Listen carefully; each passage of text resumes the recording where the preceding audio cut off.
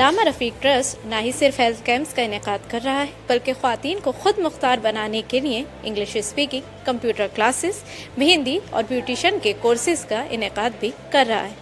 तो आइए चलते हैं और करते हैं इस नेक मिशन के बानी मकसूद अहमद साहब के पास और जानते हैं उनकी कहानी। मेरी तालीम जो हुई है, मेरी जो शिक्षा हुई है, वो एक मंदिर के अंदर हुई कि मेरी हिम्मत को सराहो यारो और मेरे हमराह चलो, मैंने एक शम्मा जलाई है हवाओं के खिलाफ। और जैसी जिंदगी वहाँ मुसलमानों की है, म्यांमार हो, बांग्लादेश हो, पाकिस्तान हो, अफगानिस्तान हो, ईरान हो, इराक हो, तुर्कमेनिस्तान हो, इंग्लैंड हो, लंदन हो, ऑस्ट्रेलिया हो, जितने भी कंट्रीज हैं, कनाडा हो, यूएई हो, अगर मुसलमान कहीं शान के साथ जीता है तो वह सिर्फ हिंदुस्तान में जीता है।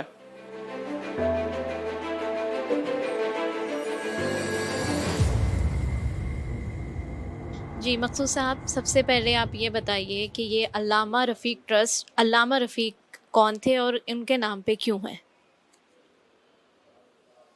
मैं सबसे पहले तो आपके चैनल का शुक्रिया अदा करता हूँ कि आपके चैनल का ऑफिस यहाँ से काफ़ी दूरी पर है, डिस्टेंस पर है, तो टेम्परेचर भी काफ़ी हाई है। इतने दर्जे हरारत में, इतनी गर्मी में, तपिश में आपको के चैनल को जो एहसास हुआ कि कोई अगर इंटीरियर में काम कर रहा है तो वहाँ मिला जाए, देखा जाए, तो सबसे पहले तो आपके जो चैनल है उसका मैं शुक्रिया अदा करता हूँ, थैंक्स करता हूँ, और आपकी टीम का।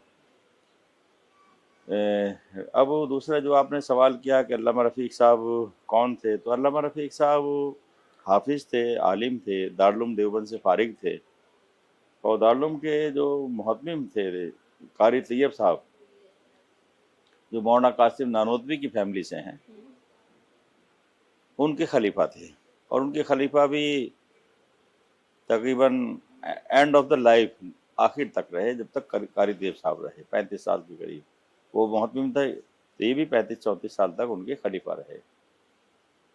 दूसरे जो सिलसिला होता है औलिया कराम का, वली अल्लाह का, वली अब्दाल कुतुब का, तो उसमें भी एक बहुत बड़े बुजुर्ग अल्लाह वाले थे, हज़रत मसीहुल्लाह खान, तो उनके भी आप बड़े ख़ास थे और उनके मदरसे जलालाबाद में आप बुखारी शरीफ का दर्स देते थे।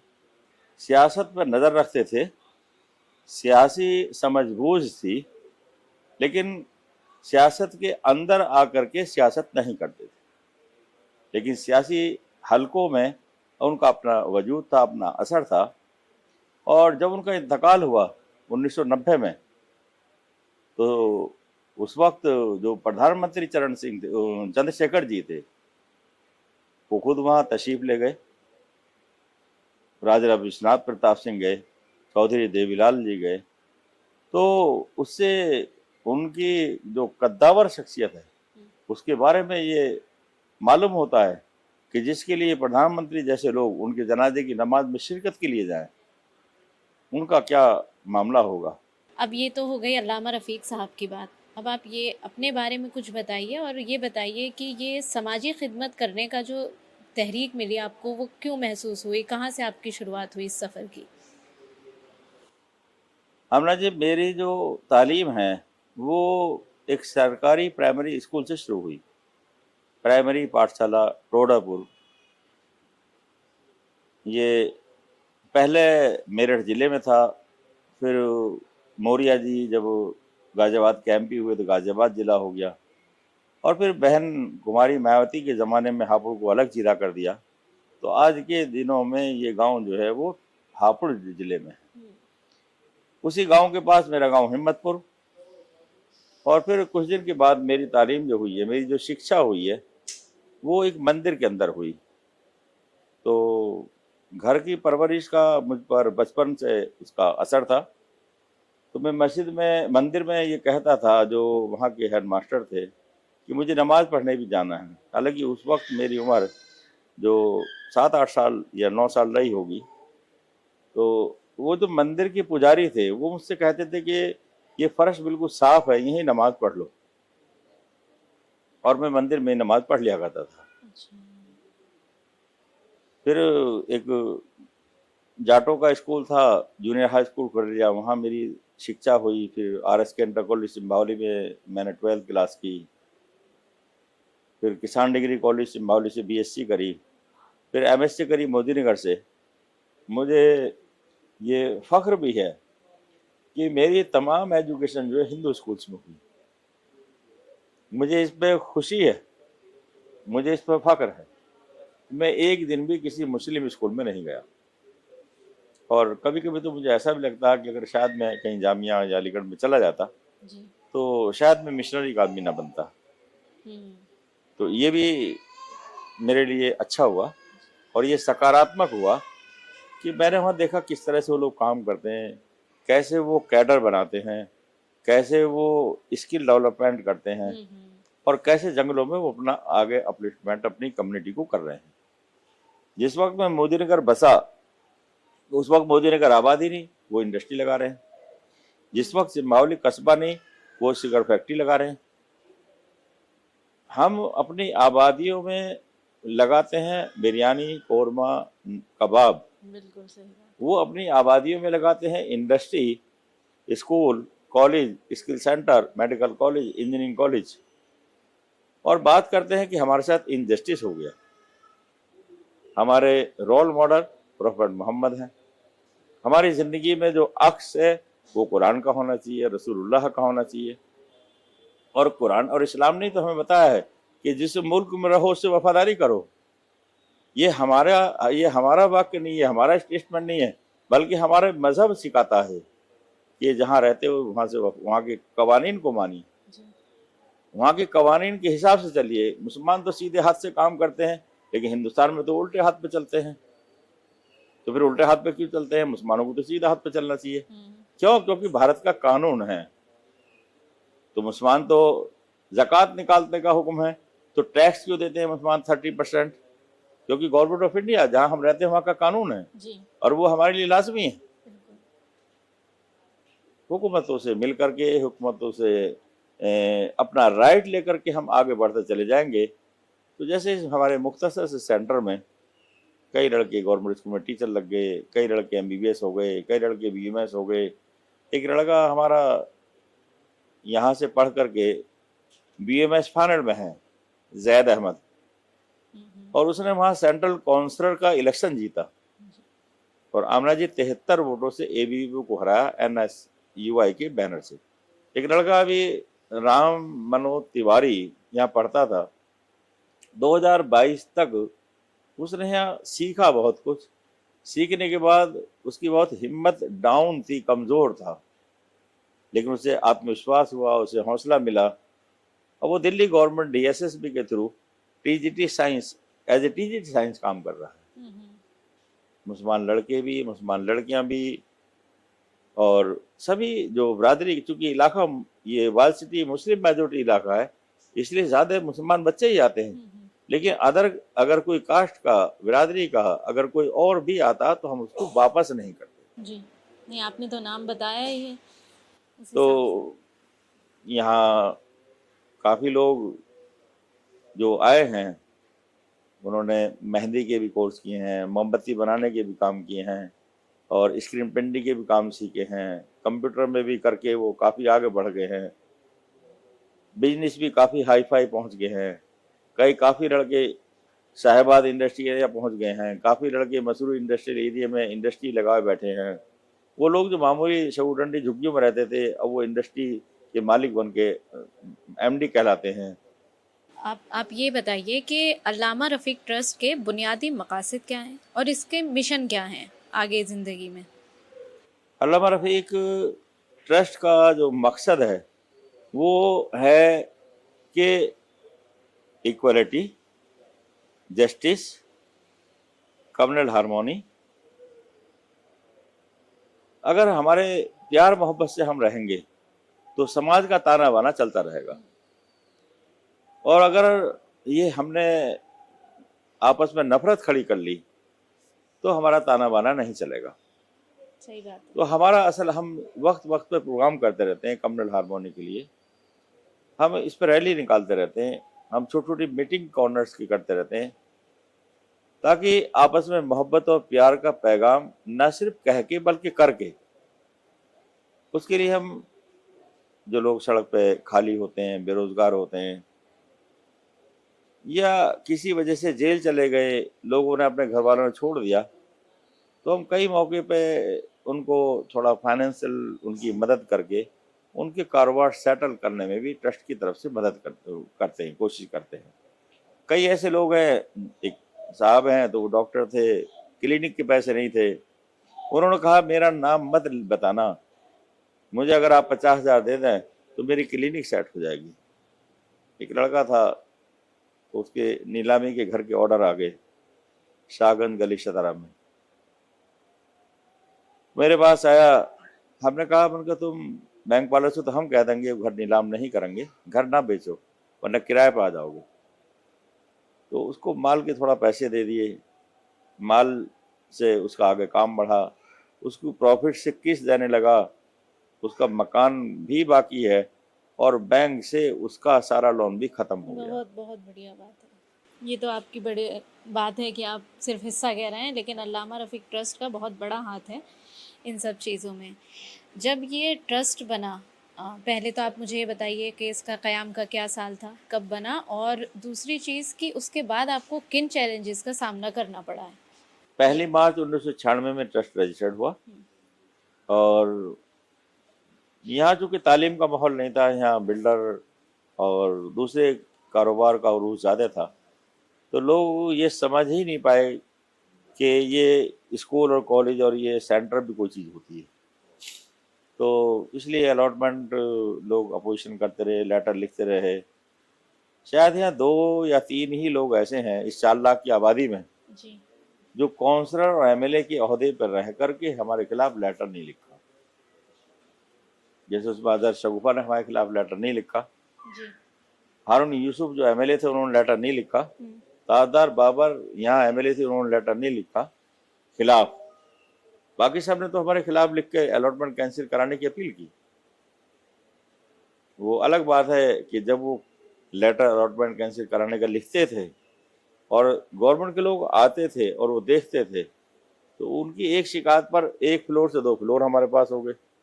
खुशी इस बात की है जो मौजूदा वक्त में सरकार है, जिनकी हेड श्रीमती रेखा गुप्ता जी हैं, मैंने उनको 12 दिसंबर को एक चिट्ठी लिखी, एक खत लिखा कि मैम इस तरह से हालात हैं और एक स्कूल पेंडिंग है और लॉन्ग पेंडिंग है। मेरी उनसे कोई मुलाकात नहीं है, मैंने सिर्फ एक खत लिखा, लेकिन उस पर उन्होंने सेक्रेटरी एजुकेशन को, डायरेक्टर को, प्लानिंग डिपार्टमेंट को, सबको मेल भेजकर उसकी रिपोर्ट मांगी और मेरे पास भी कई अधिकारी आए। और मुझे लगता है कि सीएम इसमें सीरियस है जी। और शायद पुरानी दिल्ली के लिए शायद कहीं रेखा गुप्ता ही उन लड़कियों के विकास और उत्थान और उन्नति में कहीं मील का पत्थर साबित ना हो जाए। मैं उनके इस कदम की सराहना, प्रशंसा भी करता हूं आपके चैनल के माध्यम से, और उनको जो दिशा निर्देश प्रधानमंत्री ने इस सिलसिले में दिया है, जैसा कि मुझे मालूम हुआ है कि सरकार की तरफ से हरी झंडी मिली है कि इस स्कूल को तुरंत बनाया जाए, मैं सरकार का और सरकार के उन मंत्रियों का और प्रधानमंत्री कार्यालय का जिसमें डायरेक्शन आई है, उन सब का मैं आपके चैनल से शुक्रिया अदा करता हूं।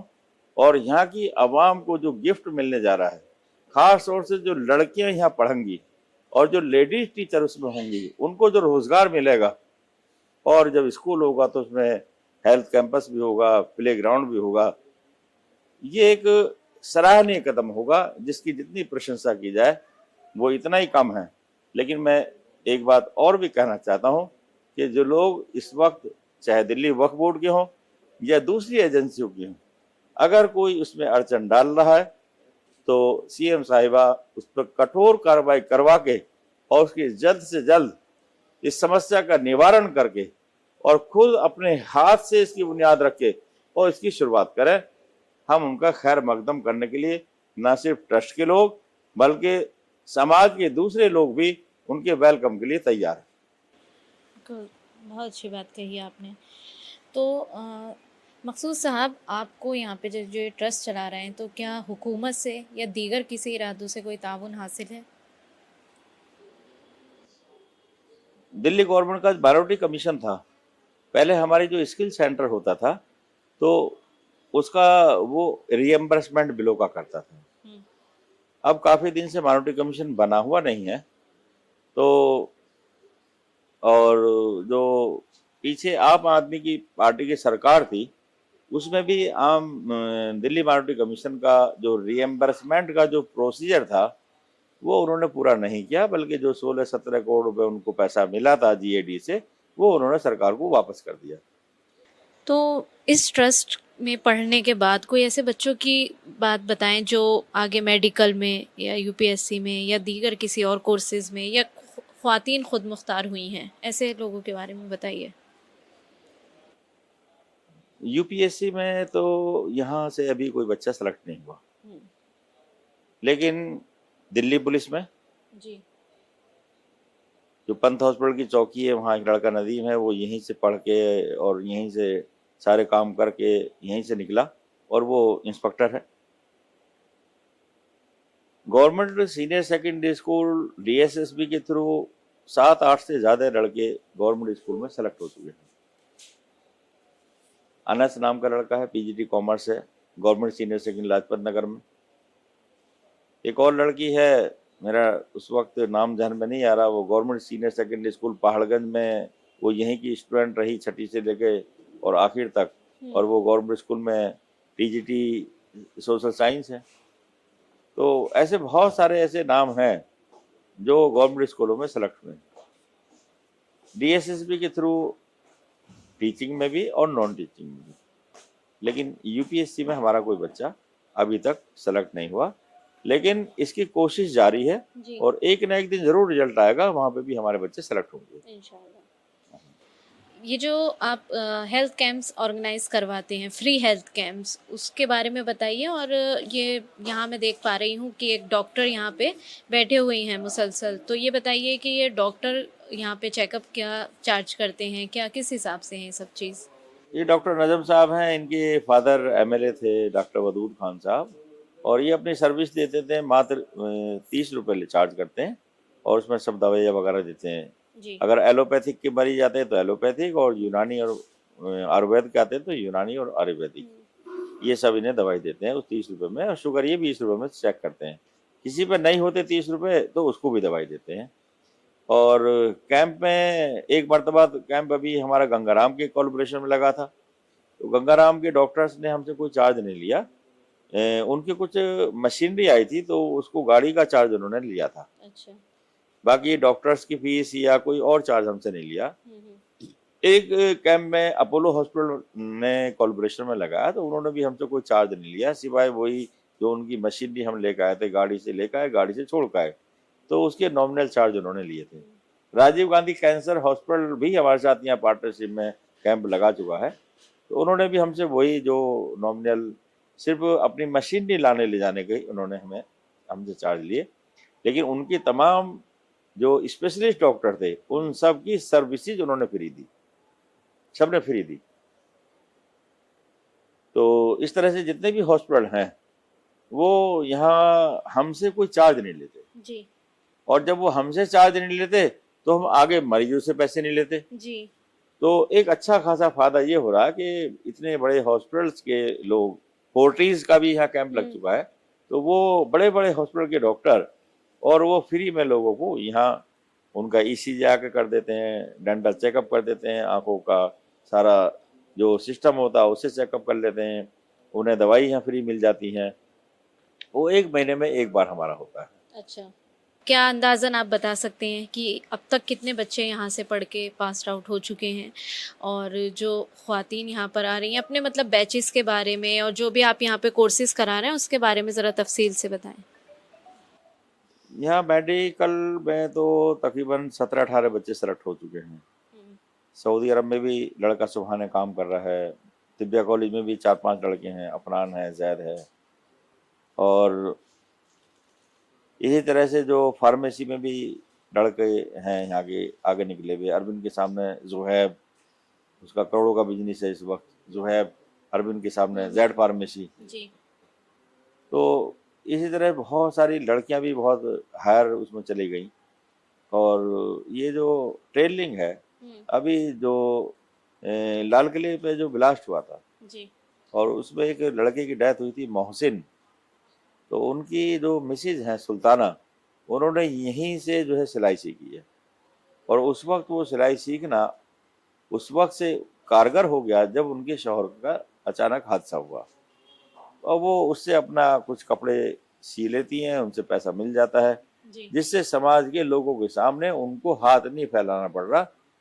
तो इस तरह के बहुत सारे एग्जाम्पल हैं जिसमें लोग लड़कियां अपना परिवार चला रही हैं। अब ये बताइए कि टाइम्स ऑफ इंडिया ने आपके ऊपर एक किताब लिखी है, उसके बारे में थोड़ी तफसील से बताएं। टाइम्स ऑफ इंडिया में एक साहब है, विवेक शुक्ला, और वो उन्होंने बीबीसी में भी काम किया है। जी। तो ये उन्होंने मेरी जीवनी के ऊपर किताब लिखी, तालीम की रोशनी फैलाते हुए मकसूद अहमद। और विवेक शुक्ला जी। एक हिंदी अंग्रेजी के लिए लिखते ही हैं दर्जनों अखबारों में। और आमतौर पर वो Navbharat Times, Times of India, Hindustan Times, Patriot, BBC, Lokmat में लगातार लिखते हैं। जी। और साउथ दिल्ली के जो अखबार बिजनेस, इकोनॉमिक टाइम्स, और इन पे भी वो काफी लिख चुके हैं। 12,000 से ज्यादा आर्टिकल उनके छप चुके हैं। कनाट प्लेस में गांधी और इस तरह की बहुत सारी किताबें उनकी आ चुकी हैं। और उन्होंने मेरे ख्वाब के बारे में भी लिखा कि अब मकसूद साहब का क्या ख्वाब बाकी रह गया है। तो उसमें उन्होंने ये भी लिखा कि सर सैयद अहमद की पुश्तैनी हवेली को लाइब्रेरी में या म्यूजियम में बदल दिया जाए, क्योंकि सर सैयद ने सबके घरों में रोशनी पहुंचाई थी, लेकिन उनका घर अपना अंधेरे में है। ये गोलचा सिनेमा की ठीक बैक साइड में है। वहाँ या तो बकरे या मेढे रहते हैं और कुछ लोगों ने अवैध कब्जे कर रखे हैं। वैध या अवैध कब्जे करना, इससे हमारा सरोकार नहीं है। सरकार चाहे तो उनको शिफ्टिंग रिशफल करके और उसको म्यूजियम में, जैसे मिर्जा गालिब की हवेली को किया है, इस तरह से कर सकती है। एक ख्वाब उन्होंने मेरा लिखा कि कमरा बंगस पे लड़कियों का स्कूल बन जाएगा तो ये मकसूद साहब का ख्वाब पूरा हो जाएगा। बहुत अच्छा लगा ये देखकर कि आपके ऊपर पूरी एक किताब लिखी गई है। अब आखिर में बस आप क्या पैगाम देना चाहेंगे यूथ को, ख्वातीन को, या जो भी आप जिनको भी पैगाम देना चाहते हैं?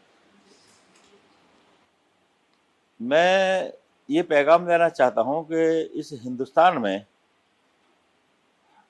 ख़ास तौर से बिलखुसूस जो मुसलमान हैं, उस देश को ये माने कि देश हमारे आदम अलैहिस्सलाम जो स्वर्ग से जन्नत से आए थे, ये उनकी जगह है। और ये जगह जब हमारी है तो इसका विकास करना, इसको सींचना, इसको आगे बढ़ाना, ये आदम की औलाद की जिम्मेदारी है। हम उनको नबी मानते हैं, अपना बड़ा मानते हैं और उनका कलमा पढ़ते हैं, ला इलाहा इल्लल्लाह। आखिरी नबी का कलमा पढ़ते हैं, ला इलाहा इल्लल्लाह मुहम्मद रसूलुल्लाह। हमारे नबी ने भी कहा कि हिंदुस्तान की सरजमीन से मुझे ठंडी हवा आती है, मुझे सुकून मिलता है। तो मैं हिंदुस्तान के बिलखुसूस मुसलमानों से अपील करना चाहूँगा कि दुनिया के जितने भी ममालिक हैं और जैसी ज़िंदगी वहाँ मुसलमानों की है, म्यांमार हो, बांग्लादेश हो, पाकिस्तान हो, अफ़गानिस्तान हो, ईरान हो, इराक हो, तुर्कमेनिस्तान हो, इंग्लैंड हो, लंदन हो, ऑस्ट्रेलिया हो, जितने भी कंट्रीज़ हैं, कनाडा हो, यूएई हो, अगर मुसलमान कहीं शान के साथ जीता है तो वह सिर्फ हिंदुस्तान में जीता है। अगर पूरी दुनिया का विश्व गुरु बनेगा, अगर पूरी दुनिया के लिए सुपर पावर होगा, हम दूसरे लोगों की तरफ ना जाएं कि वो क्या कर रहे हैं, हम अपने ऊपर जाएं कि हमारी क्या जिम्मेदारी है। हम रोशनी फैलाने वाले हैं, हम कुरान वाले हैं, हम इस्लाम वाले हैं। हम सारी कम्युनिटी को अपना रोल मॉडल दिखाएं कि हमारी क्या जिम्मेदारी है। हम ये ना बात करें कि उन्होंने हमारे साथ इनजस्टिस कर दिया, हम जस्टिस का पैमाना लेके चलें, जैसे ख्वाजा मोइनुद्दीन चिश्ती रहमतुल्लाह ने दिखाया, जैसे ख्वाजा निजामुद्दीन औलिया रहमतुल्लाह ने दिखाया, जैसे करियर शरीफ वालों ने दिखाया, जैसे कुतुबुद्दीन बाकी काकी रहमतुल्लाह ने दिखाया, ख्वाजा बाकी बिल्ला साहब ने रास्ता दिखाया। हम वो वाला काम करें। हम प्यार मोहब्बत का काम करें। कहीं इन्होंने हुकूमतों की बात नहीं करी। तेहरे से 7 से ज्यादा बादशाह। बहुत सही बात कही। जैसा कि अल्लामा रफ़ीक ट्रस्ट एक रोशनी फैला रहा है। बेहद शुक्रिया आपका मकसूद साहब, अपना कीमती वक्त आवाज़ वॉइस को देने के लिए। तो ये थे हमारे साथ अल्लामा रफ़ीक ट्रस्ट के बानी मकसूद अहमद साहब, जिनकी मेहनत और लगन एक नई मिसाल कायम कर रही है। और ऐसी ही दिलचस्प वीडियोस के लिए देखते रहिए आवाज़ दी वॉइस। कैमरामैन साजिद के साथ मैं आमना फारूक।